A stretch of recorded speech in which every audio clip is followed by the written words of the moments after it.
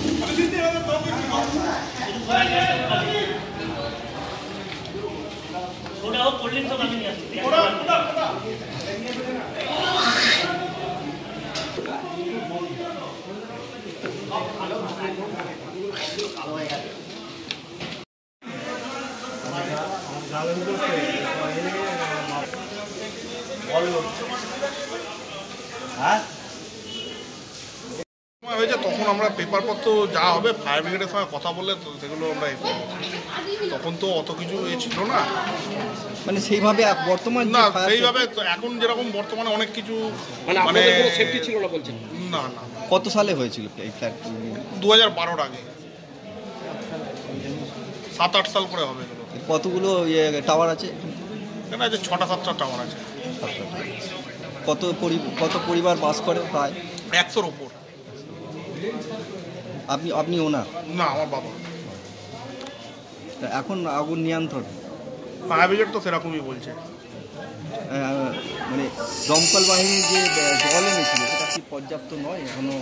না দেখুন, যে পরিমাণ লেগেছিল আমরা যেটা পরিমাণ আন্দাজ করেছিলাম সেই অনুযায়ী ওনারা টিকিয়ে এনেছিলেন।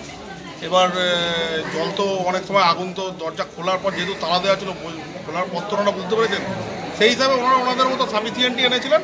শর্ট করেছে আবার আনতে গেছেন, কিন্তু যেটা এনেছিলেন তাদের ওনারা কন্ট্রোল করে দিয়ে তারপর আবার আনতে গেছেন। কীভাবে আগুনটা লেগেছে কিছু বোঝা যাচ্ছে না না না, সেটা ফায়ার ব্রিগেডই বলতে পারবে, ওটা আমরা বলতে পারবো না। ওনারা কি থাকতেন না যারা? না, এটা ওনাদের প্রথমবার নয়, এর আগেও ওনাদের এই ফ্ল্যাটে আগুন লেগেছিল। ওনাদের অভ্যেতি হচ্ছে ধূপ জ্বালিয়ে ধূপের নিচে পলিথিন রেখে দেওয়া। এর আগে ওর থেকে ওনাদের ফ্ল্যাটে আগুনও লাগে, ওনাদের সতর্কবার্তা দেওয়া হয়, কিন্তু তারপরেও একই ঘটনা ঘটলো আজকে আবার। মানে ফ্ল্যাটের যে মালিক উনি ওনাকে অন্যকে ভাড়া দিয়েছেন? হ্যাঁ হ্যাঁ, মালিকের সাথে যোগাযোগ করা গেছে? মালিককে যোগাযোগ করা হয়েছে, মালিককে বলাও হয়েছে। মালিক নাকি যাকে ভাড়া দিয়েছিলেন তাকে ফোন করেছিলেন, তিনি বলেছেন যে ফ্ল্যাটের তালা ভেঙে ঢুকে কন্ট্রোল করতে, উনি আসতে পারবেন না। এবার সেটা ফ্ল্যাট মালিক আর ভাড়াটিয়া বুঝবেন।